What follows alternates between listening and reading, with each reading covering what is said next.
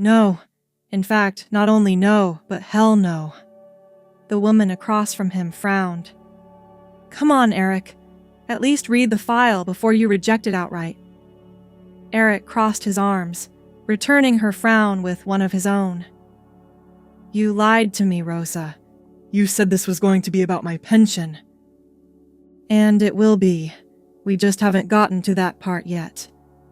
She reached for the file, a large, old-fashioned manila folder that looked to be about as thick as the average dictionary, and pushed it over to him. They've already marked the important parts for you, so it shouldn't take too long. I said I'm not doing this, Eric insisted. Eric! No, don't, he snapped. It's not that you sprang this on me out of nowhere under false pretenses. It's not that you want me to open my home to a complete stranger. It's not even that this person could apparently, assuming they were properly motivated, snap my arms clean in half like they were crispy breadsticks. No, you want to know what it is? It's the notoriety that would come with me doing this. Frankly, I don't know why you even thought of me for something like this. You know I hate the limelight. Rosa let out a tired sigh, bringing a hand up to push the black-tinted glasses on her face up a bit.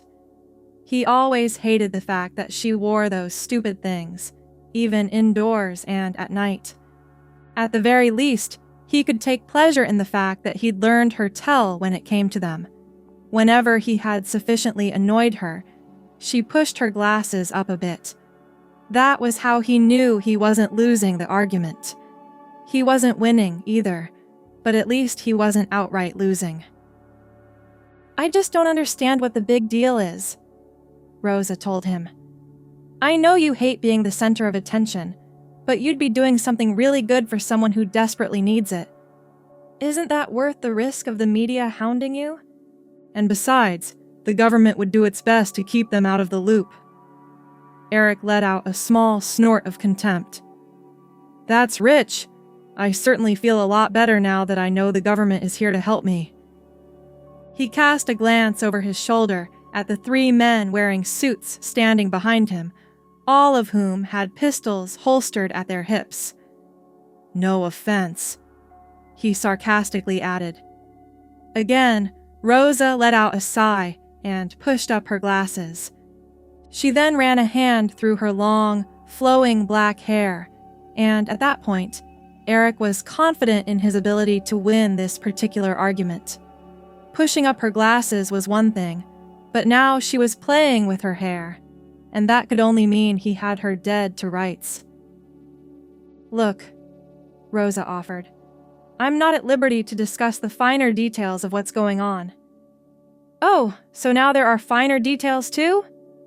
But all you need to know is that you're the best candidate for the job, Rosa insisted, a note of finality creeping into her tone. Eric blinked, surprised.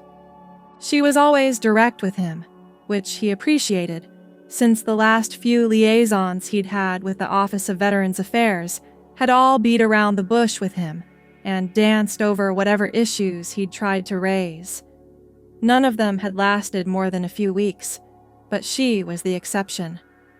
Rosa knew how to fight fire with fire, which he appreciated, because it meant she was both very direct with him, and it meant that it was that much more satisfying whenever she caved to his demands, no matter how inane they were.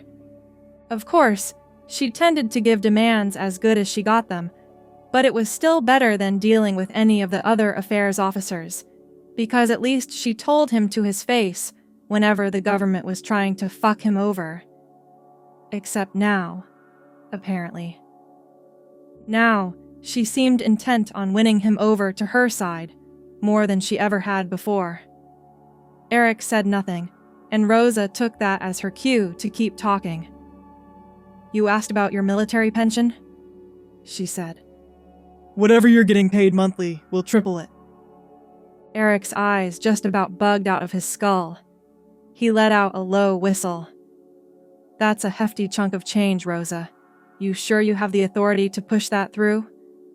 Believe me, I have the authority, she replied. You're still free to walk, of course, but I know you could use the money. Eric's gaze narrowed. You know, you can be a real cold-hearted bitch when you want to be, he growled. Give me that damn thing.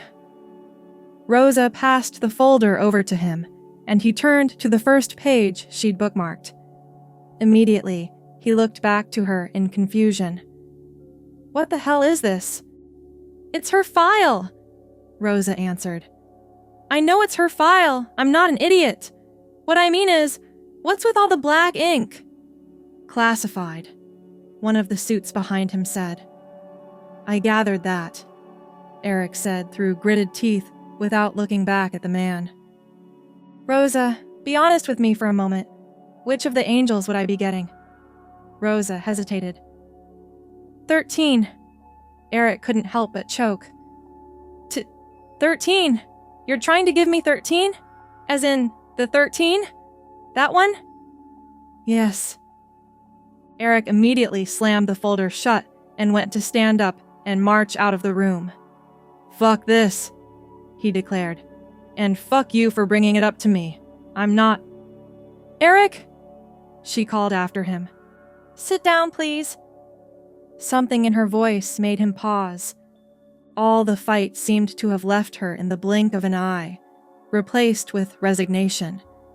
He'd known Rosa for about a year now, and yet he'd never heard her speak like that, to him or to anyone else. Slowly, Eric turned around and walked back to his chair, his bad leg resounding against the metal floor with every other step. He took a seat across from her again and stared at her through her sunglasses. Talk to me, he said. What the hell is going on? Rosa simply motioned to the folder in front of her. Read it, she told him. It shouldn't take long to get the gist of it. Eric hesitated for a moment, but after a few seconds, he caved. Just like she'd asked, he reached for the folder and cracked it open once more. And just like she'd said, after just a few minutes of reading, he understood. Jesus Christ, he breathed as he set the file down on the table. I knew those girls had it rough, but this... And those are just the parts that aren't covered in black ink, Rosa reminded him. She needs you, Eric. Why me, though?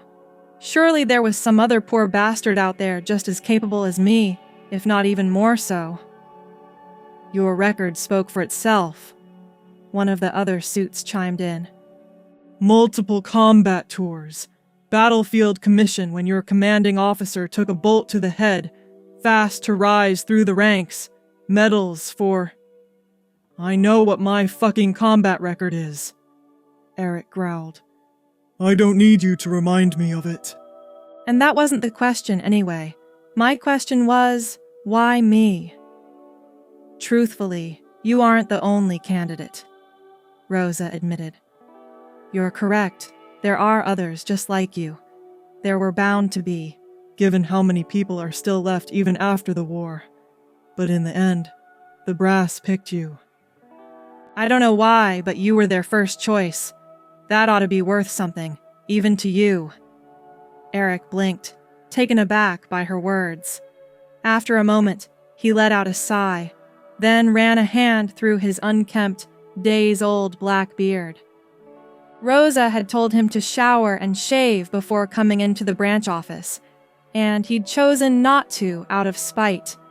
After all, the OVA seemed intent on treating him like a crazy homeless man, so why not look the part?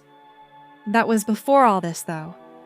Suddenly, he felt completely out of his depth, in a way he hadn't felt since taking over command for the first time. I've heard of this shit, he muttered. The press calls it the Archangel program. Pretty fucking corny if you ask me, but I suppose it fits. Is that what you want me to be then? The guardian angel's guardian angel. Nobody is asking you to be anything more than yourself, Rosa insisted. All you need to do is take her into your home and help her acclimate to life outside of the battlefield. And you won't be alone in it either. Not only will I be around, but if either of you two need something, everyone in this office will drop everything in order to help out. It's the least we could do, given what the angels did for us." Again, Eric gave a snort of contempt. That was barely scratching the surface of what it would take to repay those girls. He didn't know much about the angel program beyond what the government had told the public, but he was smart enough to put the pieces together. Super soldiers didn't come from nowhere, after all, especially not ones that young.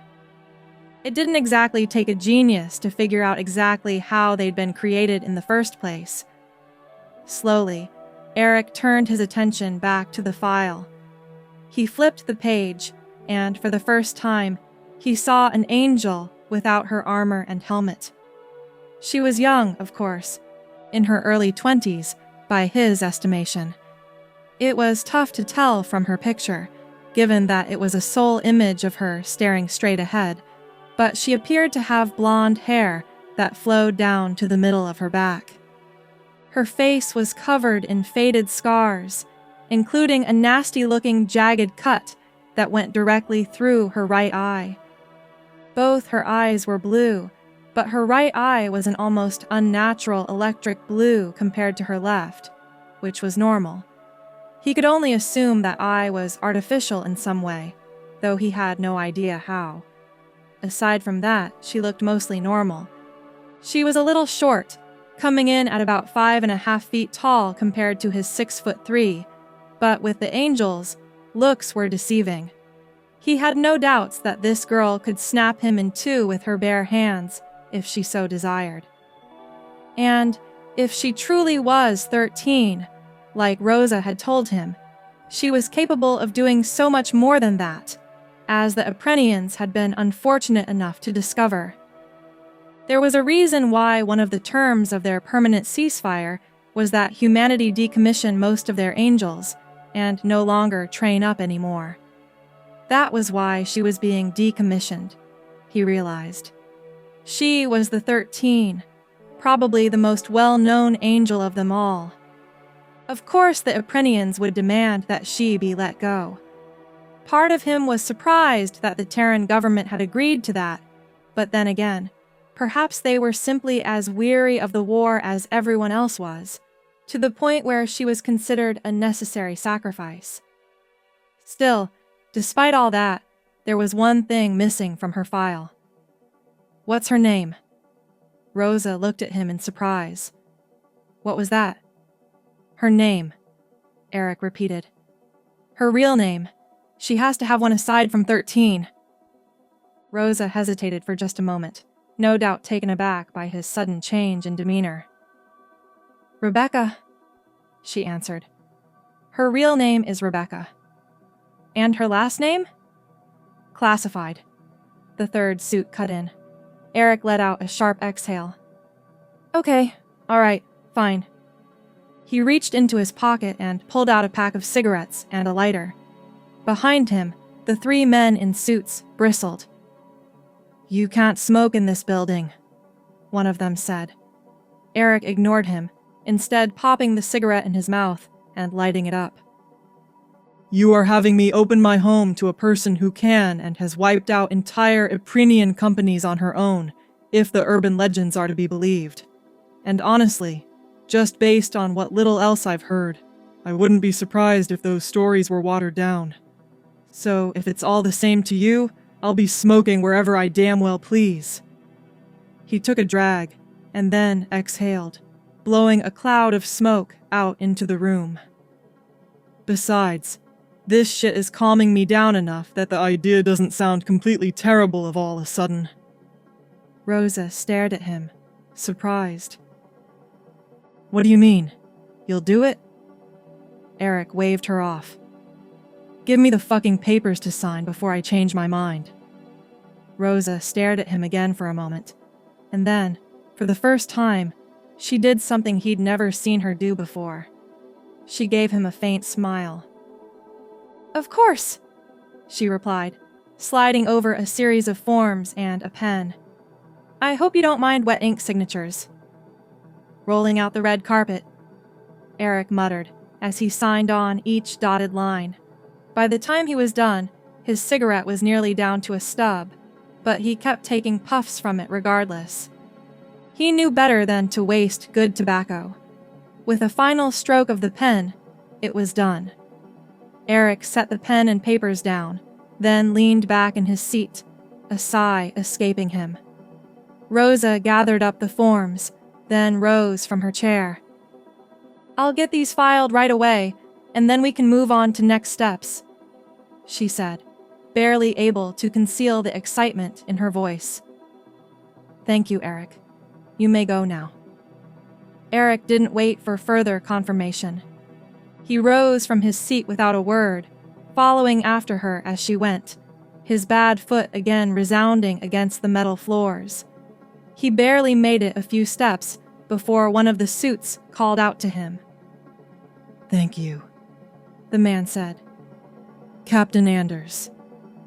Eric paused, his brow furrowing. Wordlessly, he pulled the cigarette stub from his mouth and dropped it on the floor, then ground it beneath his heel before continuing on his way. He had no idea what he had just gotten himself into, but something told him he was going to regret it.